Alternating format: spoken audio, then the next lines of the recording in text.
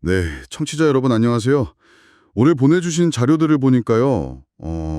왜 한국이 엔비디아 H100 GPU 확보에 좀 어려움을 겪는지 그 이유가 생각보다 훨씬 복잡하더라고요. 아, 네, 맞아요. 오늘은 이 자료들 바탕으로 한번 그 배경을 좀 깊이 파헤쳐 보겠습니다. 네, 이게 H100 GPU라는 게 아시겠지만 책 GPT 같은 거 있잖아요. 음, 그런 생성형 AI나 또 대규모 언어 모델 개발에 정말 꼭 필요한 핵심 부품이죠. 그렇죠. 이걸 뭐 얼마나 갖고 있느냐가 바로 AI 경쟁력으로 이어지는 시대니까요. 확보가 늦어진다는 건 그냥 넘길 문제는 아닌 것 같습니다. 맞아요. 우선은 그 전 세계적으로 수요가 정말 어마어마하다는 거.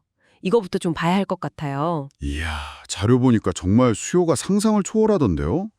그 마이크로소프트, 구글, 메타 뭐 이런 이름만 들어도 알만한 큰 기업들이 H100를 그냥 막 문자 그대로 싹쓸이하고 있다고요? 네네, 그렇죠. 이러니까 뭐 당연히 이 기업들한테 공급 우선순위가 갈 수밖에 없겠네요.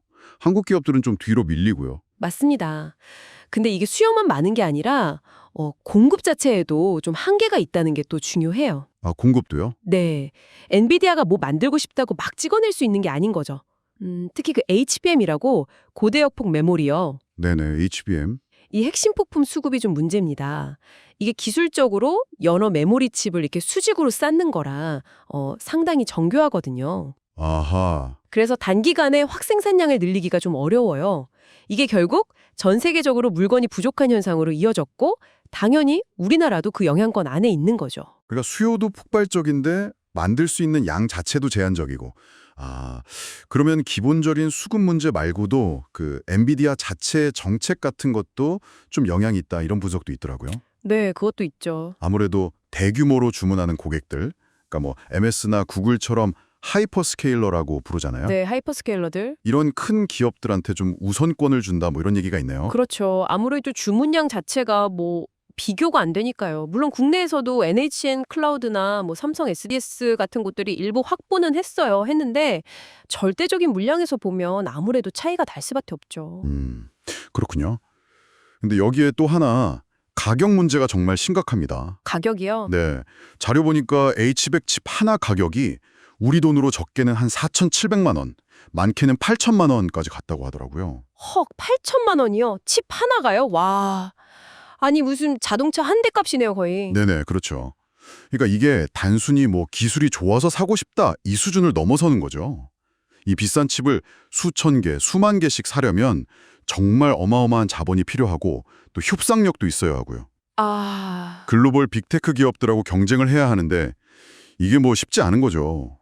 물량 확보 경쟁이 정말 대단합니다. 그렇네요. 자본력 싸움이기도 하군요.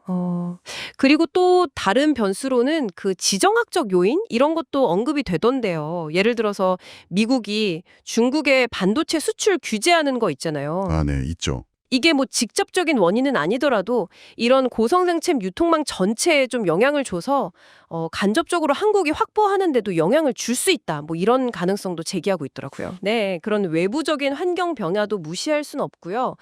더불어서 우리 내부 상황도 좀 봐야 할 것 같아요. 내부 상황이라면요.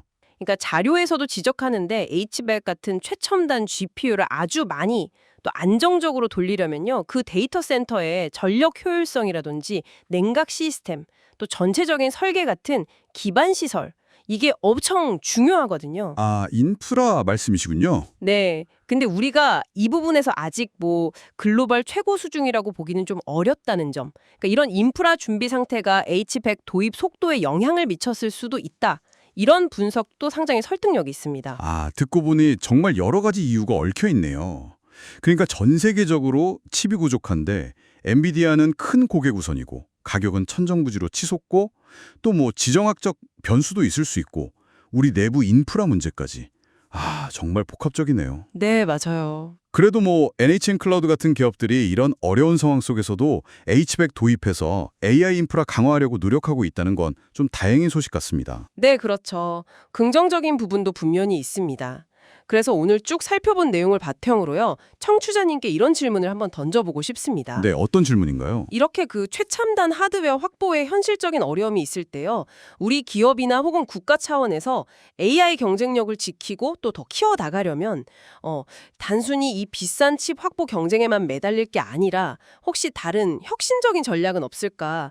예를 들면 뭐 소프트웨어를 최적화한다든지 아니면 좀 새로운 구조의 AI 모델을 개발한다든지 혹은 뭐 대안이 될 만한 다른 하드웨어를 찾아본다든지요. 아, 하드웨어 너머의 전략이요? 네, 이런 다른 접근 방식에 대해서 한 번쯤 고민해 보시면 꽤 흥미로운 답을 찾으실 수도 있지 않을까 싶습니다.